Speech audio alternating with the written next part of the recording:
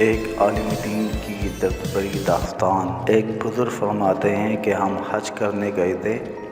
وہ بیان کرتے ہیں کہ میں نے دیکھا کہ بیت اللہ میں ایک مولوی صاحب روزانہ قرآن پاک کی ان آیات کی تشریح کیا کرتے تھے، جن کا ترجمہ یہ ہے: ماں باپ کے ساتھ نیک سلوک کرو، اگر ان میں سے کوئی ایک یا دونوں تمہارے پاس بوڑھے ہو کر رہیں تو انہیں کسی موقع پر بھی اف تک نہ کہو، اور نہ انہیں جھڑک کر جواب دو، بلکہ ان کے ساتھ احترام اور ادب کے ساتھ بات کرو، نرمی اور رحم کے ساتھ ان کے سامنے جھکے رہو، اور دعا کیا کرو کہ اے پروردگار ان پر رحم فرما، جس طرح انہوں نے رحمت اور شفقت کے ساتھ بچپن میں مجھے پالا تھا۔ اور بعض وقت بیان کرتے کرتے ان کی آواز لرزنے کانپنے لگتی اور الفاظ رک رک کر زبان سے نکلتے اور آنکھوں سے آنسوں کی لڑیاں بہنے لگتی۔ میں نے اپنے ساتھیوں کی طرف دیکھا تو وہ بھی میری طرح سب حیرت زدہ تھے کہ آخر ان آیات قرآن کی تشریح میں مولوی صاحب پر اس قدر گریہ زاری کیوں طاری ہو جاتی۔ اس کی ان سے ضرور وجہ دریافت کرنی چاہیے تاکہ ہمیں بھی کچھ نصیحت حاصل ہو۔ لہٰذا جب وعظ ختم ہو چکا تو ہم نے ان کو چائے پینے کے لیے کہا۔ ہمارے زیادہ اصرار کرنے سے مولوی صاحب مان گئے۔ ہم حرم شریف سے باہر نکل کر ایک ہوٹل میں چائے پینے بیٹھ گئے۔ حج کے دنوں میں حرم شریف کے آس پاس جتنے ہوٹل ہوتے ہیں وہ اکثر دن رات ہی کھلے رہتے ہیں۔ غرض ہم بھی ایک ہوٹل میں جا کر چائے پینے لگے اور باتیں کرنے لگے۔ باتوں باتوں میں ہم نے مولوی صاحب سے پوچھا، مولانا صاحب کیا آپ ہمیں اتنا فرمائیں گے اور اس پر وضاحت کے ساتھ روشنی ڈالیں گے کہ ان آیات الہی کی تشریح میں جناب اتنے غمگین اور افسردہ کیوں ہوتے ہیں؟ مولانا صاحب نے اس طرح سے اپنا واقعہ بیان کرنا شروع کیا کہ میں کلکتہ کے قریب ایک گاؤں کا رہنے والا ہوں۔ میرے والدین شہر میں رہتے تھے اور میرے والد ایک پرائیویٹ کارخانے میں ملازم تھے۔ پڑھے لکھے تو معمولی سے تھے، لیکن نہایت نیک اور خدا ترس آدمی تھے۔ میری عمر ابھی 4 سال ہی تھی کہ مجھے ایک اسلامی اسکول میں داخل کرا دیا گیا۔ میرے والدین مجھے دینی علوم کی تعلیم دلانا چاہتے تھے، اس لیے میں نے 18 سال کی عمر میں عربی زبان سیکھ لی۔ میں دینی تعلیم کے دوران انگریزی بھی پڑھتا تھا اور والد صاحب کے ایک دوست کے مدرسے سے میں نے میٹرک یعنی 10ویں جماعت کا امتحان پاس کر لیا۔ میری خواہش افسر بننے کی تھی۔ میں نے اپنے والد سے اس کا ذکر کیا۔ والد صاحب کو اس زمانے میں نوکری کے 200 روپے ملتے تھے، جن سے پورے گھر کا خرچ چلانا پڑتا تھا اور آئندہ کے لیے فکر کرنی تھی۔ میرے والد صاحب کا یہ خیال تھا کہ میں اب کوئی ملازمت کر لوں تاکہ گھر کا انتظام سنبھالنے میں آسانی ہو، لیکن میرا پکا ارادہ کالج میں داخل ہونے کا ہو چکا تھا۔ میں نے والد صاحب کی بے حد خوشامد کی اور ان کو منایا۔ آخر کار والد صاحب راضی ہو گئے۔ میں نے ایک کالج میں داخلہ لے لیا۔ میری والدہ بڑی کفایت شعار اور عقل مند تھی۔ اپنے خالی وقت میں وہ موم بتیاں بنا کر اچھے خاصے پیسے حاصل کر لیتی۔ اس طرح ان کو محنت تو بہت کرنی پڑتی، لیکن وہ میری سب ضروریات پوری کرتے۔ فیس تو والد صاحب دے دیتے تھے اور دوسری ضروریات کے لیے میری والدہ مجھے چپکے سے روپے بھیج دیتی۔ مجھے معلوم تھا کہ والد صاحب بھی میرے اخراجات اور دوسرے بھائیوں کی تعلیم و تربیت کے لیے ڈیوٹی سے زیادہ وقت کام کرتے تھے۔ اس طرح ان کو زیادہ پیسے حاصل ہو جاتے اور ہمارا خرچ چلتا رہا، اور میں نے 6 سال میں ڈگری حاصل کر لی۔ میں نے ڈگری تو بے شک حاصل کر لی، مگر اس کالج کی تعلیم کے دوران اور اس زمانے میں کالج کے ماحول کے رہن سہن نے میرے اسلامی شعار اور طریقے کو بالکل ہی بدل دیا اور میں اسلامیات کو بالکل ہی بھول چکا تھا۔ اس لیے یہ ماحول ہی نیا اور ایسا تھا کہ میں وہاں کا رنگ لیے بغیر نہ رہ سکا۔ میرا ذہن میرے خیالات جدید تعلیم و تربیت سے بے حد متاثر ہو چکے تھے۔ اب کیسا دین اور کیسے دین کی باتوں پہ چلنا اور کیسی نماز روزہ کرنا، میرے حالات اور خیالات سب ہی بدل چکے تھے۔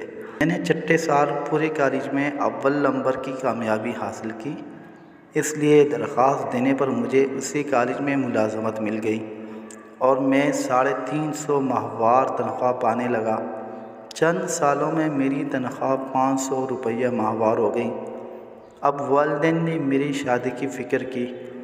وہ یہ چاہتے تھے کہ کسی نیک اور دیندار لڑکی سے میری شادی ہو جو گھر میں ایک اچھی بہو کی طرح رہے، لیکن میری خواہش یہ تھی کہ وہ آج کی نئی تہذیب اور نئی تعلیم سے واقف ہو تاکہ موجودہ دور اور اعلیٰ سوسائٹی میں کب سکے، ہر ایک کے ساتھ کھلے عام باتیں کر سکے، ننگے ڈانس دیکھ سکے اور ننگے ڈانس کر سکے، سینہ تان کر بازاروں میں چل سکے اور ہر بے حیائی کے کام میں ترقی کر کے آگے بڑھ سکے۔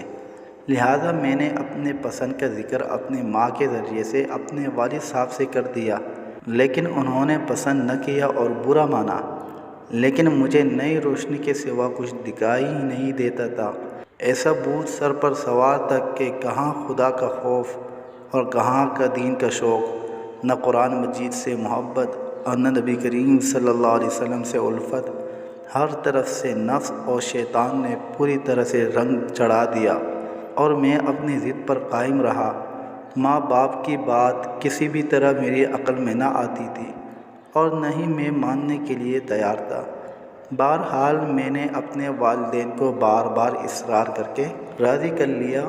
وہ میرے اصرار سے راضی ہو گئے، شاید اس وجہ سے کہ انہیں اندیشہ تھا کہ اگر وہ انکار کر دیں تو شاید میں اپنی منمانی کروں۔ اس خوف سے انہوں نے ہاں کر دی، لہذا ایک فیشن ایبل جاہل بے دین لڑکی سے میری شادی ہو گئی۔ شادی کو ابھی 2-4 مہینے ہوئے تھے کہ والد صاحب کے کارخانے میں ایک گیس کی ٹنکی پھٹ جانے سے ان کی دونوں آنکھیں جاتی رہیں، اس لیے اب وہ کارخانے جانے سے معذور اور بیکار ہو گئے اور کام کے قابل نہ رہے، اور اب وہ گھر میں ہی رہنے لگے اور ان کو کارخانے کی طرف سے ایک معمولی سی رقم مزدوری الاؤنس کے طور پر ملنے لگا۔ میری بیوی کو اسلامی تعلیم و تہذیب سے دور کبھی واسطہ نہ تھا، وہ تو صرف آزاد خیال اور تیز مزاج عورت تھی جسے نہ خوف خدا اور نہ عشق مصطفیٰ۔ وہ کیا جانے کہ اسلام کیا ہے، وہ تو پہلے ہی دین سے جاہل مطلق تھی۔ کچھ اس کی سہیلیوں نے اس کے کان بھر دیے کہ ارے دیکھو، ساس سسر کی خدمت کرنا تمہارا فرض نہیں، بلکہ ساس سسر تو تمہاری خدمت کے لیے ہیں، تم ان سے جو چاہو خدمت لینا۔ جو لڑکیاں جاہل گنوار اور بے عقل ہوتی ہیں وہ اپنے ساس سسر کی خدمت کیا کرتی ہیں، تمہارا کوئی حق نہیں ان کی خدمت کرنے کا، تم اپنے شوہر کے ہو کر رہنا بس۔ اس وقت میں کسی انگریز سے کم نہ تھا، میرے دن رات صبح شام عیش و مزے میں گزرتے تھے۔ اب سوائے خواہشات نفسانی کے نشے کے کچھ یاد ہی نہ تھا۔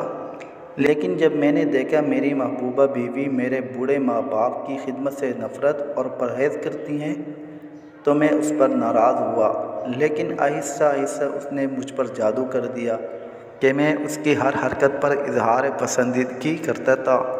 میں اس کی تلخ مزاجی اور ڈانٹ ڈپٹ کو برا جانتا تھا، اور وہ میرے سامنے میرے والدین کو کچھ بھی برا بھلا کہتی رہتی، لیکن میرے کان پر جوں نہ رہتی۔ مجھے ذرہ برابر بھی احساس اور برا معلوم نہ ہوتا تھا۔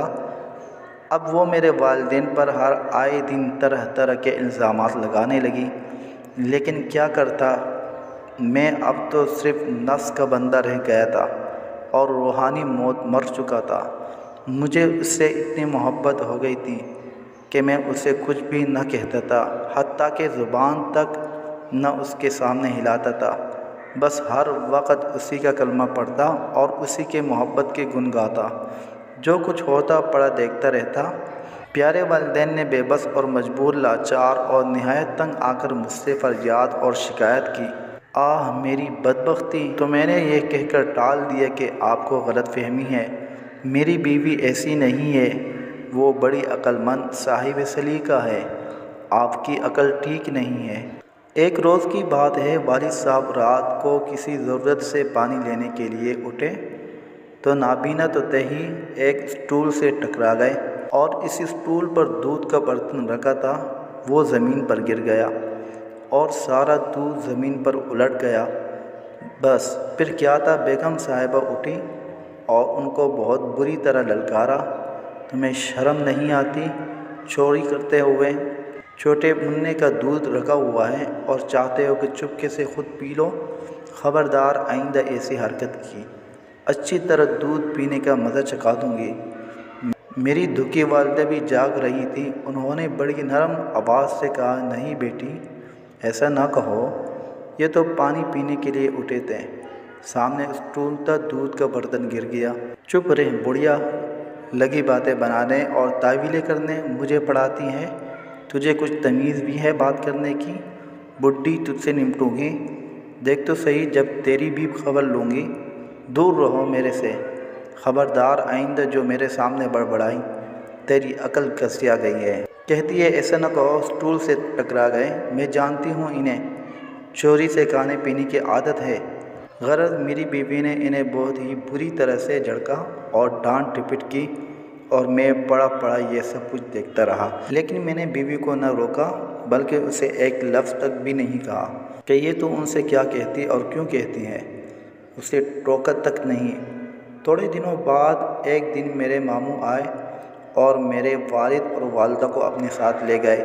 بیوی کہیں باہر گئی ہوئی تھی، جب اسے آنے پر پتہ لگا تو اس نے اطمینان کا سانس لیا کہ شکر ہے سر سے بوجھ اترا، اور کہا کہ اچھا ہوا روز کی کل سے نجات ملی۔ اس واقعے کو 3 سال گزر گئے اور ایک بچے کی پیدائش کے بعد میری بیوی کا انتقال ہو گیا۔ بس میرے لیے بہت ہی مصیبت کا سامنا تھا۔ بیوی کا مرنا کیا تھا، میری زندگی سنسان سی ہو گئی اور اکثر میں کویا سا رہنے لگا۔ میرے ایک بہت ہی مخلص دوست تھے، انہوں نے جلد ہی ایک غریب گھرانے میں میری شادی کرا دی اور یہ میری بیوی حافظ قرآن، نہایت ہی نماز روزہ اور قرآن مجید کی تلاوت کی پابند، بڑی ہی دیندار اور میری ہر طرح سے فرما بردار تھی۔ وہ اب بھی زندہ اور میرے گھر آباد ہے۔ جب میں فکر آخرت سے بے فکر ہو کر بستر پر پڑا کھیلوں کے میچ دیکھ کر زندگی کے بہترین وقت ضائع کرتا ہوں جس کی مجھ سے باز پرس قیامت کے دن کی جائے گی، تو وہ قرآن مجید کی تلاوت میں مشغول ہو جاتی ہیں۔ ایک دن کی بات ہے کہ میں چارپائی پر بیٹھا تھا اور بیوی قرآن مجید کی تلاوت کر رہی تھی کہ اچانک وہ اس آیت پر پہنچی کہ جس کی تلاوت تشریح روزانہ آپ مجھ سے سن رہے ہیں، تو میری آنکھوں کے سامنے وہ تمام واقعات آگے جو پیچھے گزر چکے تھے اور میرے ساتھ میرے ماں باپ نے جو سلوک کیا تھا اور انہوں نے جو زحمت تکلیف میرے لیے گوارا کی تھی، تو میری زبان سے یہ بے ساختہ نکل گیا کہ ہائے میرے ماں باپ، اور میں ہوش میں نہ رہا۔ غرض اب اتنے عرصے کے بعد مجھے اپنے ماں باپ کی یاد آ گئی کہ زمانہ دراز گزر گیا، ہائے افسوس، میری آنکھوں سے آنسو آ گئے۔ میری بیوی دوڑی ہوئی آئی اور سمجھی کہ شاید مجھے کوئی تکلیف ہو گئی ہے، لیکن اس کے بار دریافت کرنے پر میں نے اسے پورا واقعہ جلدی سے سنا دیا۔ اب مجھے بڑی بے چینی ہوئی کہ میں اپنے والدین کو کیسے پاؤں۔ میں دوسرے دن ہی اپنے ماموں کے ہاں گیا، لیکن وہاں پہنچ کر میری حیرت کی انتہا نہ رہی جب مجھے یہ معلوم ہوا کہ والدین کئی مہینوں پہلے گھر جانے کے بہانے یہاں سے روانہ ہو چکے ہیں۔ بس اتنا سنتے ہی میرے پیروں تلے سے زمین نکل گئی کہ ہائے بڑھاپے اور نظر نہ ہونے کی حالت میں کہاں گئے ہوں گے۔ میں فوراً ہی اپنے والد کا فوٹو لے کر قریبی تانے میں گیا اور فوٹو دے کر رپورٹ لکھوائی اور کئی اخباروں میں بھی فوٹو کے ساتھ خبر چھپوائی اور ادھر ادھر کئی آدمیوں کو روانہ کیا۔ اب مجھے رات بھر نیند نہیں آتی تھی اور ہر وقت اسی فکر میں رہتا کہ کسی بھی طرح میرے والدین مل جائے۔ میں نے اللہ سے خوب گڑ گڑا کر توبہ کی اور دعائیں کی کہ الہی میرے ماں باپ کو واپس لوٹا دے۔ تیسرے روز ایک پولیس والا آیا، اس نے مجھے بتایا کہ جو شکل آپ نے لکھوائی تھی بالکل اس سے ملتی جلتی شکل کا ایک بوڑھا آدمی ایک قبر میں بیٹھا فاتحہ پڑھ رہا تھا۔ میں دوڑتا ہوا قبرستان پہنچا تو معلوم ہوا کہ وہ میرے چچا تھے۔ میں ان کے قدموں پر گر پڑا اور اپنے والدین کو دریافت کرنے لگا۔ چچا نے نظر اٹھائی اور دو سامنے والی قبروں کو مخاطب کر کے پکارا، کہا، بھائی اکرم اور بابی زبیدہ، دیکھو تمہارا لاڈلا افسر آ گیا ہے۔ اکرم میرے والد کا، زبیدہ میری ماں کا نام تھا۔ چچا جان کے منہ سے یہ بات سن کر میں اندھے منہ قبر پر گرا اور پھوٹ پھوٹ کر زور قطار سے رونے لگا۔ بس اتنا کہہ کر مولانا صاحب خاموش ہو گئے تو میں نے مولانا کی طرف دیکھا تو ان کی آنکھوں سے آنسو جاری تھے۔ بزرگوں نے سچ کہا ہے کہ انسان سے بعض ایسی غلطیاں ہو جاتی ہیں جو ساری عمر کے لیے افسوس پیدا کر دیتی ہیں۔